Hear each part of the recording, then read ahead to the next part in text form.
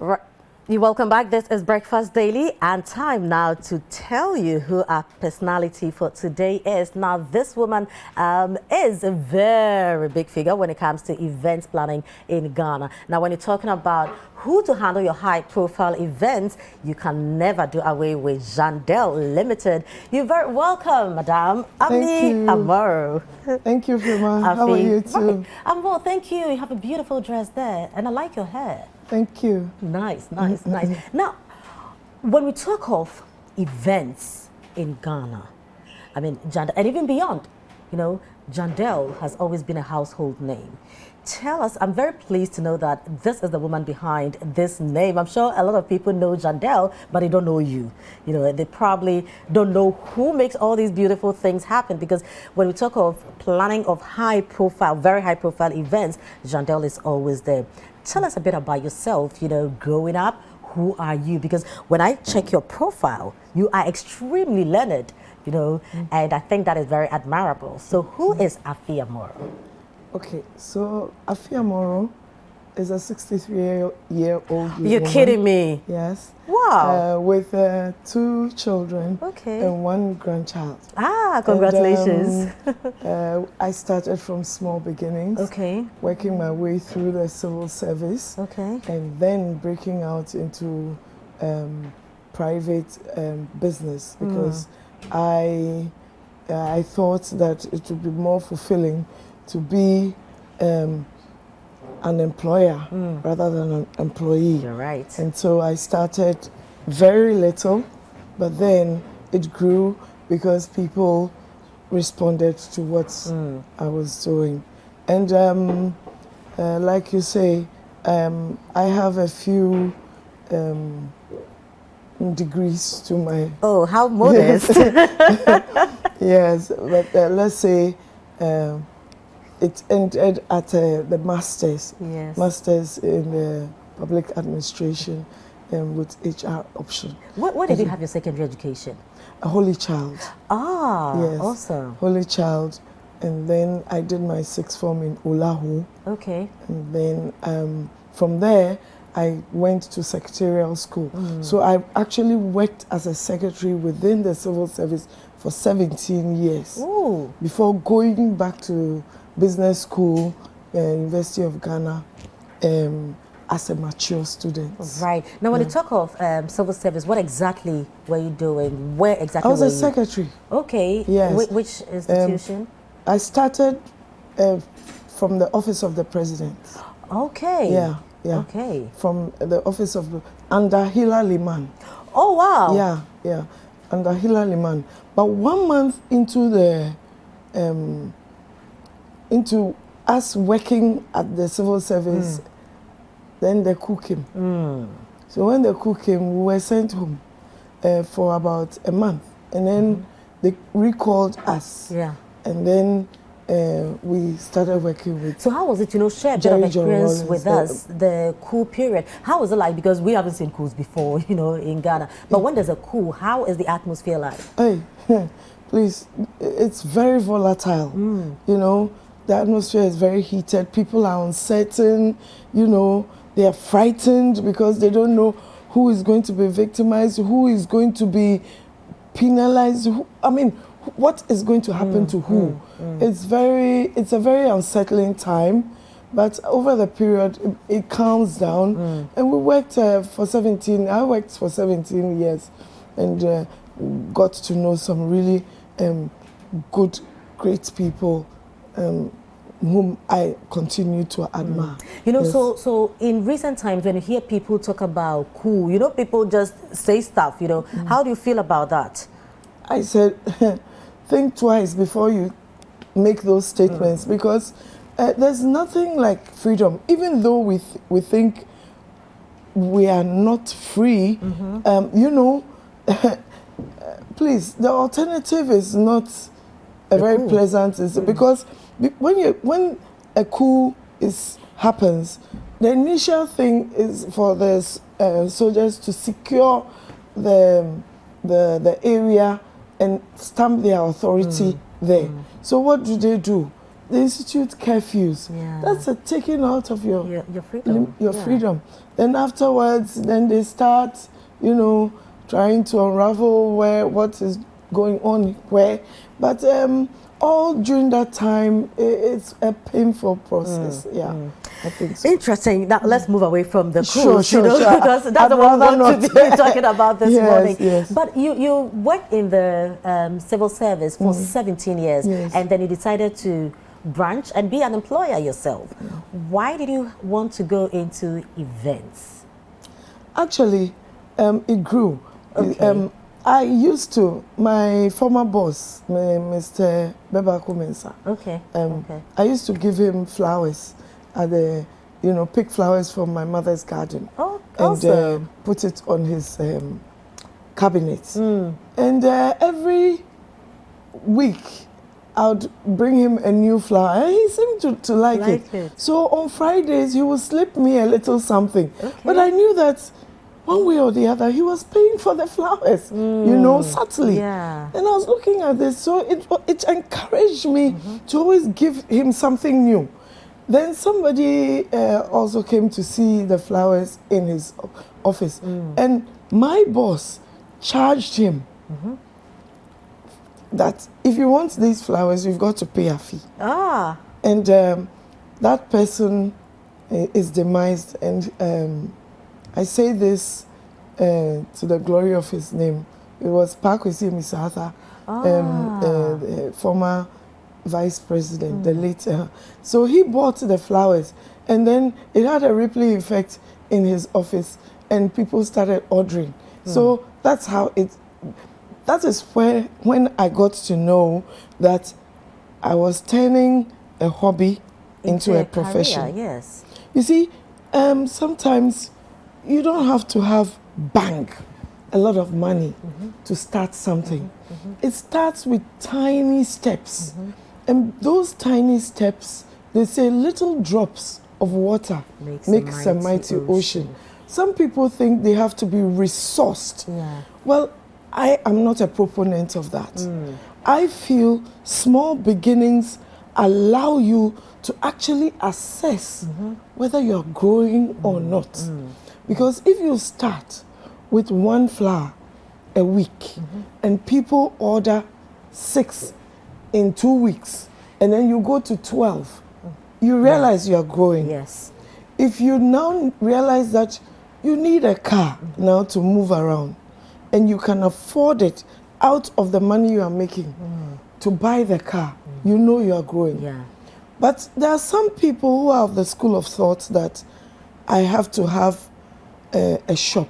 It has to be filled to capacity. And I have to have the tellers and everything. Well, if you don't know how to manage the small one, how can you manage this one? People can be stealing underneath you, and you will think you have a whole cake. Meanwhile, the mouse has eaten inside, and you only have a shell. You see, but you don't see that you are going down because it's always full. As soon as this is short, you go and you fill. So you don't see the growth. You see, until you are almost empty, then you see that, you've not been doing anything. Yes. But when there is a need to expand, there is a need to build capacity and go into other areas of business, then you know that something good is happening. Yes. Now let's go back a little bit, you know, because you mentioned that you were taking flowers from your mother's garden, you know, to your boss at the time. For you, you thought that you were doing something kind of nice, you know, didn't think about the business aspect. No. Who was your mother? Did she have love for flowers? Did she love gardens? And how did that impact on you today? My mother is such a wonderful woman, and I'll always glorify her name everywhere. Extremely hardworking, but she loved a nice congenial atmosphere. She liked pretty things around her. So we all learned to a large degree how to keep our toilets.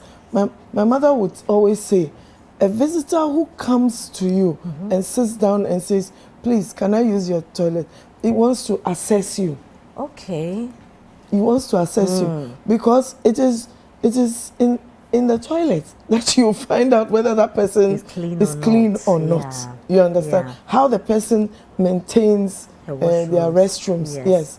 And so forgive me for using that crude word. Well, but it is what it is. You know? Restrooms. Yes, yes. But she always managed to encourage us to keep our environment quite clean. And so in a way, she was an environmentalist, you know, because we always had plants around us, and it has grown. She has imbibed that in us.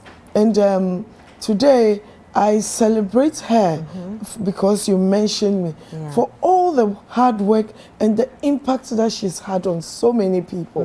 And I say, Mommy, Mrs. Jackson, I love you. Mommy, don't we all for giving us happy. We love you for that, because she's doing awesome, you know, with Jandel. Now, it looks like you were destined, you know, to work with big people, great people, because you were working in the office of President Liman. And moving on, you know, you've also handled a lot of works for President J. Kufuor, for the late President Atta Mills, you know, even recently with J.J. Rollins, you know, and I think that is very commendable. How does it feel, you know, having to do all these things?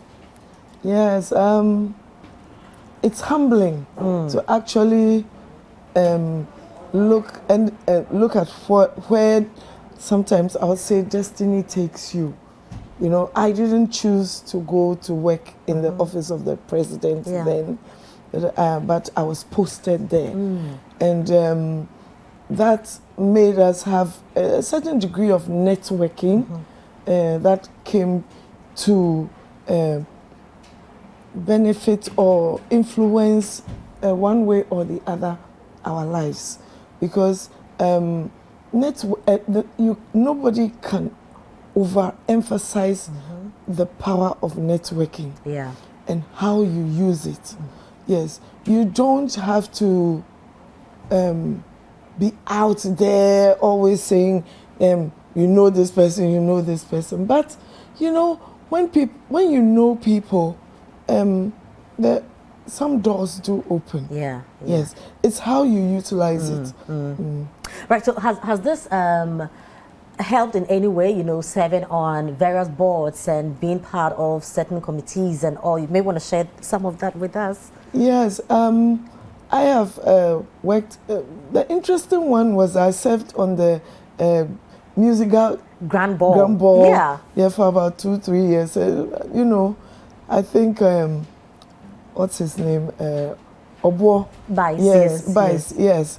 I think he saw something, you know, and I love music. Okay. You know, just beat a drum and I'm dancing. But, you know, that was very interesting because, you know, for people to actually think about the welfare of the less endowed musicians who, for one reason or the other, or maybe the era in which they were in did not allow them to take care of the future very well. And for such a ball to be instituted, which helps some of them alleviate some of their pains, I think it was a very laudable thing. And then I also worked on the board. I was on the board of Maslock. Oh, that was a really learning curve. You know, that was how to, like, money management, money and people management, and that's, you know, and also touching lives. You know, about, you know, people who are less resourced. You know, so to speak. So I've learned a lot from all those things, and then a few church boards here and there, and it has given me a broader perspective as to how to deal with people, how to perhaps manage my own affairs. And I'm not saying that I'm perfect, but we are always learning. Yes. But these I like the church angle because, you know, most of the times when people are successful, they get too busy, you know, and sometimes tend to have much time and dedication, devotion to the work of God. You know, where do you go to church? I'm a born and bred Catholic in St. Okay. Margaret Mary. Okay. Yes. Okay. I cannot say that I'm very active in the day-to-day activities. Yes. But I am a patron to a lot of organizations, and anytime that they come to me for any help of any sort, like guidance and all that kind of thing, I'm always willing to do so. Yes. You're also very multilingual. Yeah. You know. Yeah. You speak French. I speak workable French. Okay. But let's start from Ghana. Ghana. Yes. So you I do speak Fafra. Fafra. Wow. Ewe, because my father is Fafra, Okay. and so I'm Fafra, because in the Fafra tradition and the Ewe tradition, It's patrilineal. patrilineal. Okay. So I'm Fafra, and my mother is Ewe. I speak Ga, I speak Fanti, I speak Chi, a bit of Hausa. Yeah. You're a superwoman. So how Yeah. did you learn all those languages? I don't know. You know, sometimes people, I mean, they call it a gift, you know? Yeah. Yes. And when I go into any environment, the first thing I try to do is to find a few workable words, because they open doors, you know? Yes. Everybody feels so happy when you you speak can their speak one language, or a two. bit of something Yes. small. So I learn how much. Please. Thank you. So how do you say how much in Fafra? La lila wane. Okay. How much is it? Ah. That's how it is. Interesting. Yeah. Wow. So knowing all these languages has really contributed, you know, to taking you where you are today. Yes, I would say that, because we didn't grow up in the north. My mother was away, and we were born and bred here. But somehow my father, I just don't know how he did it, but we all speak Fafra.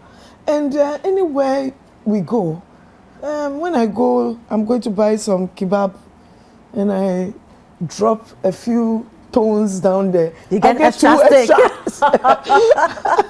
No, I like that, you know. So, you know, imagine that you Yeah. can't speak, or I had to go back to the north, and then I couldn't.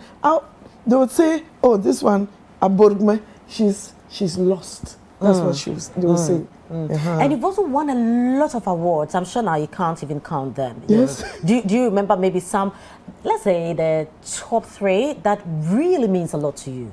Yes, when I was awarded among 50 women in Africa for in various endeavors. Yeah. I was awarded an international award, which I took in South Africa. Yeah, that one was my number 1, and then I also won. Oh, I can't. Yeah, but recently, I've won. We've won. I don't want to be saying I, because it takes a village, you know? Yeah. You can't do this by yourself. But there's been a strong, formidable team behind me. So we have won. We have won awards in the event industry, and EVAG, we've won GEIC awards, and we've won recently Ghana. I've forgotten. Okay. Events awards. Yes, Ghana Events Awards. Yes, a lifetime award. Oh wow! Congratulations. Yes. And then this Saturday, I'm also receiving an award from the National Communications Awards. So we are receiving another award. And this Saturday. rightly deserved. Thank you. Right, so this is Breakfast Daily. You can be part of the conversation. Send your comments to 0550-585832. My guest is the CEO of Jandel Limited, Madam Afi Amoro. Now, so what makes Jandel, you know, this big? Because normally you think that, okay, it's for events, you know, just events company. You wouldn't think of it becoming so huge, you know, becoming so that big that people would look at it to compete with other big companies and institutions. What makes Jandel stand out? It is our zeal to think outside the box. I have always striven to think about things that satisfy a need for society, so to speak. So the business started first as a floral business. Yeah. Then people came in and said, we want greeting cards. So I added greeting cards. Okay. Then, oh, I want a couple of potted plants here. So I said, I can do. So I bought a couple of potted plants supplied to homes and offices. Then I want a garden. I didn't have a clue about horticulture and all that. But I, just decided to read avidly around the subjects. As I was building the business, I was reading and then I was educating myself. That's why I cannot overemphasize the importance of education. Don't stay still in one environment. Broaden your horizon. Yes. Do not think that anything is too big or too small for you. You can break the boundaries by just educating yourself. If you're a driver, you move from B to C to D. But if you are a taxi driver and it doesn't have a medium B, you will never move from there. But if you move from C to D, know that you can command more money for your services. Absolutely. So it moves you automatically up. So I have been a proponent of educating yourself, thinking outside the box. A Chinese man came in and said, money is growing on the streets of Ghana. And we are saying that There's no money. There's no money.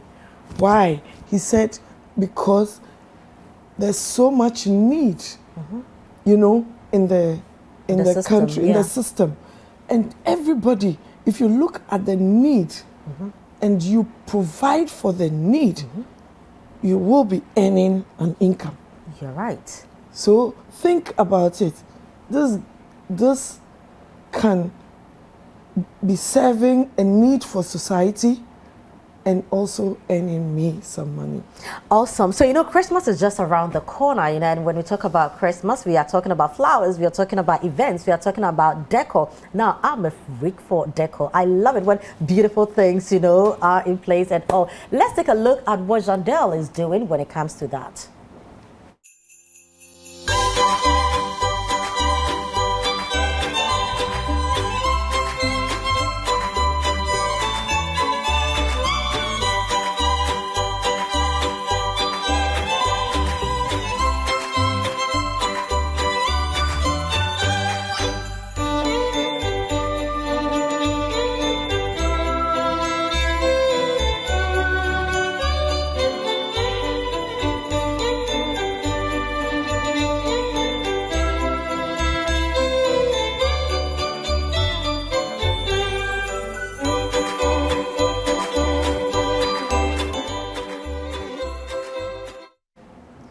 Wasn't that beautiful? This is what some of what Jandel, does. This is Christmas, and they just bring Christmas to life. So where was this?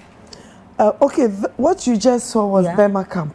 Okay. Burma Camp is lit because their entrances are all lit. Wow. And they were the first to come on board. Well, this year for that matter. But this is my biggest project yet. Wow. Yes. No, it's beautiful. Yeah. It's very huge. It looks something very foreign.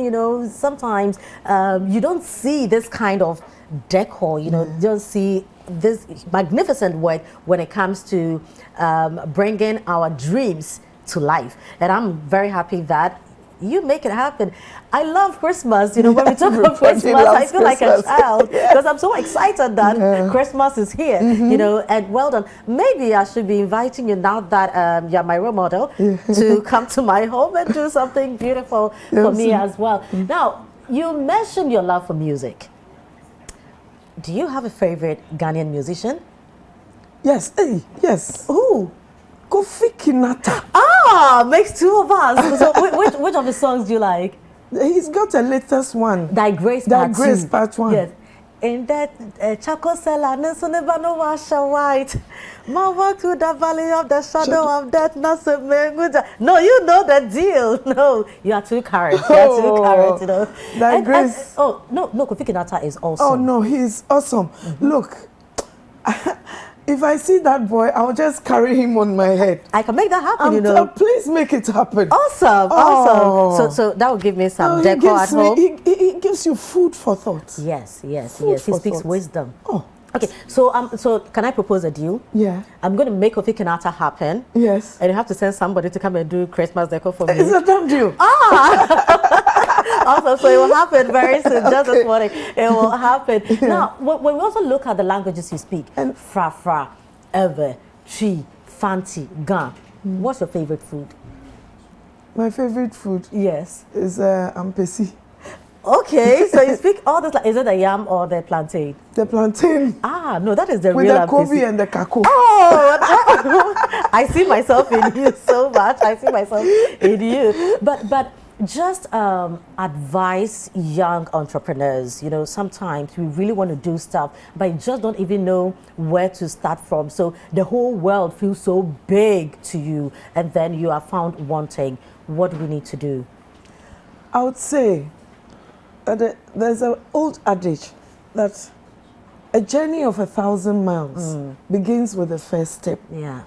And the biggest spectrum of people that grow a country or grow an economy is the middle, yeah. Not the upper class. The bottom helps to solidify the middle, and the middle supports the top. So if you have middle management or middle income groups of people, you know, it flourishes. Yeah. They have more capacity to spend, and spending or retail business churns the economy. So when you target these kind of areas, you find out that you are actually growing an economy or a country.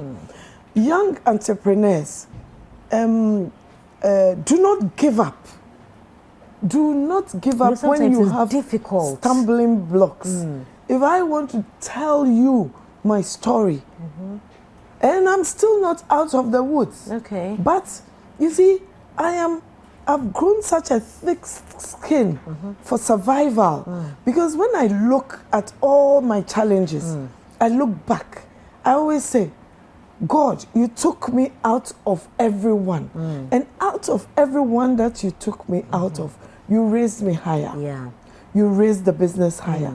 So when young entrepreneurs find themselves in a bit of a rut because they are not making ends meet, let them bear in mind that they must act like a wounded lion. Yeah. A wounded lion is looking for solace somewhere, and in the positive direction to get healed, or to get, you know, away from what hurt him or whatever it is. So you think, how can I salvage myself from this position? How do I talk to one or two people who might not give you money, but they will point you in the right direction, they'll give you advice, and they'll give you a support system to hold on to. I have always had mentors. I've bounced so many things off people, and they have helped me. I couldn't be here without that. Even my children are my mentors, because sometimes what they tell me, I realize makes a lot of sense. So we have to have a listening ear, and to never ever give up. If you believe in your product, and 1,000 people do not believe in that product, and you think that one way or the other, this is what is going to be, do not give it up. Maybe to sustain yourself, have a side, you know, a main something whilst you are testing this one. And then when you test this one and you now realize that it's flying, then you resign, like me. I resigned when I realized that, you know, what I was doing yeah. was earning me more money Yeah. than The original thing you were Exactly. doing. So how old is Jandel? 25 years. Wow. Yes. Wow, you've done We, so well. we've been on the DL. We'll celebrate next year. No, you have to. Oh, yeah, yeah, You have yeah. to. Yeah. No, because that is worth celebrating. Yes, You have yes, to. yes. Auntie Afi, thank you very much. You are such an inspiration. And no, I've learned so much from this conversation. You have no idea that you need to provide, look at the needs of people and try as much as possible to provide for the needs and earn a living out of that. This is wisdom. Thank you very much. Thank you. So we have played a song for you. No, you should be dancing. Ah. Huh? Yeah. Oh,